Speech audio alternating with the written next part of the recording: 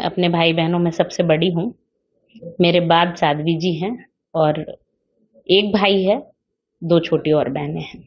मुझे ऐसा लगता है कि शायद विश्व के इतिहास में ये पहली घटना है जिसमें किसी महिला को बिना किसी अपराध के, बिना किसी अपराध को देखे हुए, साबित किए हुए, अपने मन से ही मनमाने ढंग से प्रताड़ना दी गई, और इतनी प्रताड़ना कि जिसको शब्दों में नहीं कहा जा सकता है। वो जिन्होंने झेला है वही जानती हैं, और उसका प्रमाण है कि फिजिकल फिट लड़की, फिजिकल ट्रेंड लड़की, सीपीएड बीपीएड की हुई लड़की और बाद में सन्यासी, फिजिकल टीचर रही हुई, ऐसा एक शरीर आज चलने फिरने को भी सोचना पड़ता है। चलो, जब भी अपने गृह निवास जाती थी तो उस समय मैंने देखा कि माता जी पूछती थी कि तुम गई थी मिलने, क्या कह रही थी, खाना देते थे उनको। ये सारी चिंताएं करके मेरी माँ बहुत दुखी होती थी। और पिताजी चूंकि क्षत्रिय थे, स्वभाव से भी ठाकुर थे और संघ के पदाधिकारी थे, बड़े ही दृढ़ व्यक्ति थे, इसलिए वो किसी के सामने रोते नहीं थे। पर अपने बच्चे की चिंता जानवरों को भी होती है, वो तो मनुष्य थे और उनका मन रोता था। चिंता के कारण ही जब साध्वी जी को ये डिटेक्ट हुआ कैंसर, उस समय बड़े तनाव में आ गए और उसके बाद में उनको हाइपरटेंशन के कारण ब्रेन हेमरेज हुआ और कुछ दिनों बिस्तर पर रहने के बाद वो ब्रह्मधाम को चले गए। हमारे पिताजी एक बहुत अच्छे शिक्षक गुरु थे हम लोगों के। मतलब हमारी, कहना चाहिए कि हमारी जो सामाजिक शिक्षा है वो प्राथमिक उन्होंने ही की थी, और न केवल प्राथमिक, वो अपने पूरे जीवन भर।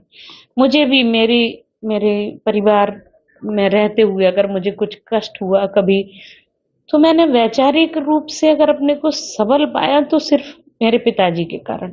और कभी भी उनकी सलाह की आवश्यकता लगी तो उन्होंने फोन पर ही ऐसी सलाह दी कि एक बार मैंने कहा कि पिताजी मैं थक गई हूं, मैं नहीं सरवाइव कर पा रही हूँ, तो उन्होंने कहा बेटा हम क्षत्रिय हैं और क्षत्रिय का धर्म होता है लड़ना, संघर्ष करना, सामना करना, ना कि पलायन करना। हम पलायन नहीं कर सकते क्योंकि हम क्षत्रिय हैं।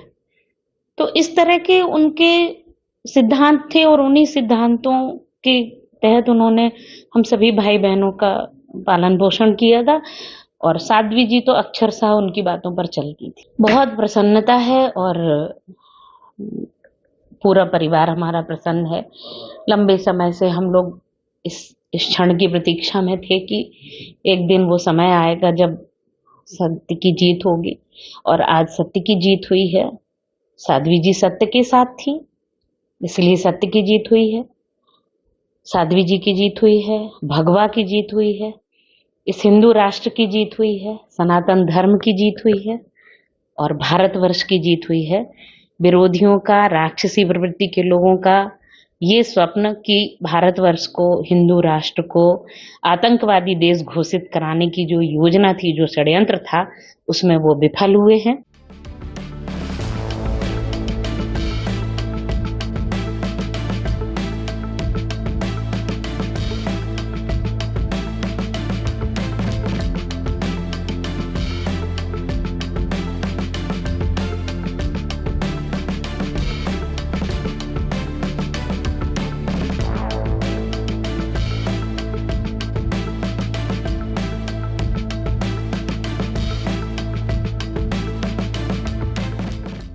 केस को जो 17 साल हुए हैं, 17 साल बाद इसका जो डिसीजन आया है उससे हम सभी प्रसन्न हैं। परंतु 17 सालों तक हम लोगों ने जो संघर्ष किया, जो प्रताड़ना झेली है, वो अवर्णनीय है। किसी भी परिवार को जब 17 साल तक इनडायरेक्ट वे में जो प्रताड़ित किया जाता है वो यूपीए सरकार का काम था। उन्होंने हम सामाजिक, आर्थिक, शारीरिक सभी तरह से हम लोग परेशान हुए। हमारे काम धंधे खत्म हो गए, हमारे आर्थिक स्थिति खराब हो गई। हम समाज के सहयोग से अपने बालक को पढ़ाते हैं। ये सारी परिस्थितियां जो मेरा बिजनेस था, मेरे पति की नौकरी थी, ये सारी चीजें खत्म हो गई क्योंकि पतिदेव लगे रहते थे उस केस में। पहले मैं भी लगी रहती थी, फिर बालक के आने के बाद हम सभी और तब तक बाबा जी को, महाराज जी को, साध्वी जी को क्लीन चिट भी मिली। तो हम लोग अभी तक पूरी तरह से सेटल नहीं हो पाए हैं क्योंकि जो 17 साल की जो तकलीफ रहती है वो इतनी जल्दी खत्म नहीं होती। और प्रायोजित ढंग से जो ये सब किया गया कि वो पूरी थ्योरी बनाना कि इस्लामिक आतंकवाद ही नहीं है, सिर्फ भगवा आतंकवाद ही, पैरेलल एक भगवा आतंकवाद नाम की थ्योरी गढ़ना, ये सब जो किया गया वो बहुत ही निंदनीय है। परंतु इस सब के बावजूद साध्वी जी को प्रताड़ित भी बहुत किया। उस प्रताड़ना के बावजूद भी वो निखर के आई हैं, वो सत्य को साबित कर पाई हैं। ये सब कोई सामान्य बात नहीं है। उनके लिए स्वतंत्र भारत में पहली महिला थी जिन्हें सरकार द्वारा इतना I'm extremely grateful to the country and all those who stood by me. I'm grateful to the judiciary for understanding the case and delivering justice to all of us. I only will say that during all this fight, all my friends, my colleagues, especially the armed forces, my army, the way they stood by me, I have no words to express my gratitude towards all of them. We are a great country. I expect and I wish that everyone should contribute positively towards it. Malais are over, should not be there. Let's be forward looking. We are a developing nation.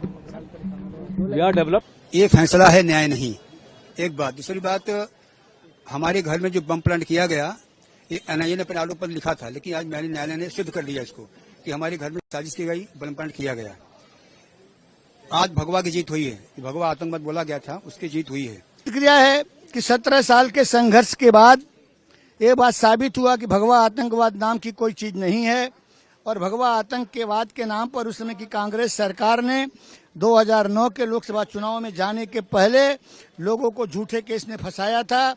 और मेरा ये भी कहा, court में भी कहा, संसद जो है प्रजातंत्र का मंदिर है और कोर्ट जो है न्याय का मंदिर है।